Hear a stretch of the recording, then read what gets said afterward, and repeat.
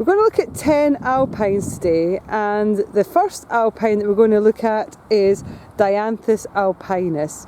This is the lovely alpine pink. It's not in flower at the moment, but when it does come into flower, it will have these lovely small cup-shaped pink flowers. You can get them in a variety of different colours, but they've all got this small linear leaf, and it's a mat forming perennial. You can see that its leaves have just formed a big mat across the scree on the top here. The leaves are mainly evergreen, although you're getting a new fresh flush of them now, and the flowers will come out a little bit later on, late spring going into early summer. It likes full sun and free draining soil. Now I'm going to keep the video on because every time I pause it, and I've not worked out how to do it properly yet, is that it goes on to take yet another video, and I haven't worked out how to join them together. So I'm going to keep going. So I'm going to take you around our rock garden to show you our other specimens. Now I'm going to use the ones that are on the RHS list. So I'm going to actually pass a few other alpines, such as the thyme here. We've got thymus, seraphyllum. We've got a little low-growing cotoneaster here. We've got a euphorbia myrsinites. Another thyme here, this one's Doon Valley. And I'm going to take you around to another one that's on the RHS list. And this particular one here is Helianthemum rhodanthicarneum. Now this is a beautiful little alpine, this particular one here. Massive roots in terms of, well, not the size of them, but just the length of them. They just go on forever. They can go down for, like, I think it's over a metre deep. When they've actually looked at them in their natural habitats, they can get down into rock fissures and just in seeking out water, so huge root systems on them. Above ground, however, they're very small and dinky with very small elliptic shaped leaves, and then big saucer shaped flowers. The wild ones are yellow, but this particular one, rhodanthicarneum, is a pink colour. Really attractive to bees, this particular one here. Produces nectar and pollen, likes a open sunny site just like most alpines, and a good free draining soil. So again, this one isn't in flower. I'm going to do another video with the pictures, but please look them up to see what they look like as well. This particular one is quite good for being used in alpine troughs, as is the Dianthus alpinus that we looked at last time, because we're looking for species for alpine troughs as well. Okay, so the next one that we're going to have a look at, that was number 2 on your list. We're going to go to number 10, so there's not much to and froing with the camera. So number 10 on your list is this particular one here, and it's Armeria maritima. This is commonly known as the sea thrift. You can see this in this country, growing wild on cliff faces and so on. And it's got these gorgeous, small, sort of pin-shaped flowers, and you find them in clusters, almost like drumsticks on the top. I'm sure you know the ones that I mean. But again, they've got very linear leaves on them, this particular one here, and that's to reduce water loss where you get it where it's very windy. And this particular one is a dense mat forming clump. Now I'm just going to zoom in so you can see just what the leaves look like on this one here. So that's Armeria maritima, that's the sea thrift. This particular one here is an alba form, it's a white form, and the one just, oh yeah, here's some more you can see here that's just in flower, if I can get it. Where is it? There we are. There's the flowers just here. So you can get these in pink and in white. The white form is alba.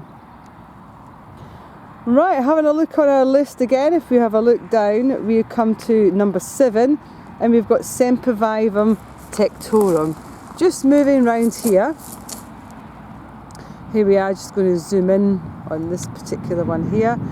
This is the house leek, and it's native, it's native to the mountains of southern Europe, and these particular leaves don't have a stalk on them, so they're called sessile. They're quite variable. They've been bred for around about a couple of 100 years at least, and so there's a number of different cultivars. Even just the species is quite variable, but these ones have got like a purplish tinge on the tips. Now, as we said in just a general alpine little talk, which is on another video, this the red pigmentation, which is called anthocyanins, these actually help in protection against the sun. So having this red pigmentation on the tips of the leaves themselves can aid actually to stop them getting sunburn or sun damaged as such. So that's a clever little adaptation there. Now these flower in the summer, and they've got these big long stalks that protrude out from the succulent bases that you can see here, the basal rosettes. So I'm just going to zoom out on this one. So this is ground hugging. This is another excellent one if you want to do an alpine trough for use in there. So that's Sempervirens tectorum. Again, best in full sunlight with a good free draining soil. I'm just going to make my way around here, on here, and I'm going to move round, and I'm going to take some pictures of these at the back here. So this particular one that we're moving down to just here, it's a nice, just a nice sort of late spring going into summer flowering one with leaves that are in basal rosettes here that you can see here. This is saxifrage cross erbium, and these have got small panicles of 5 petal flowers on them, which reach up to about 30 centimetres.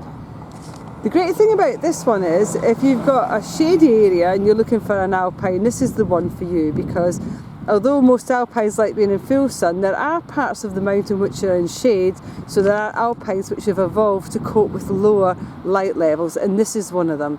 So a lot of the saxifrages are in that bracket. So this one, the hybrid saxifrage cross erbium, is excellent for shady areas. And it's got these lovely delicate star-shaped little white-pink flowers, as I say, in late spring going into summer. Okay, moving over, we can see just emerging from the ground here, we've got the pasqueflower, this particular one here. This is number 5 on your list, and this is Pulsatilla vulgaris. Now it's got really decorative dissected leaves on it, and then you can see the flower spike just at the top, just starting to come out, and then you get these big funnel shaped, usually there can be from light purple into quite dark purple shaped flowers. It's in the Ranunculaceae family, and when it comes into its seed head, it really does look like a clematis seed head, again, which is in the same family. So this particular one here, again, you normally find it in the wild on mountainsides in grassland situations, again calcareous grassland situations and not ericaceous soil conditions. This particular one tends to die out if it gets too wet as well, so it likes a nice free draining soil. Make sure that you dress it off well around with scree. In full sun, can take maybe a little bit of dapple shade, but mainly full sun, but really well drained soil. So that one's Pulsatilla vulgaris from the grasslands of Europe. Now just moving up here, we're going to come to phlox subulata.